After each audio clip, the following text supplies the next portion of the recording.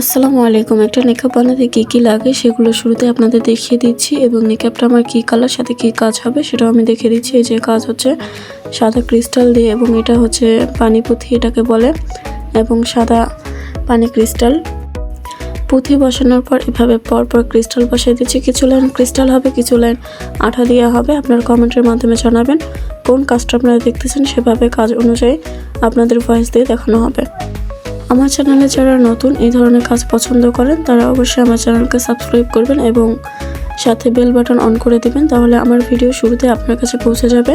এই যে টোটাল কাজ করার পর পুরো মেকআপটা কেমন লাগছে এখানে দেখা দিচ্ছি। আগে আপনারা নেক্সট দুইটা পার্ট দেখেছেন, এটা পার্ট হচ্ছে 3।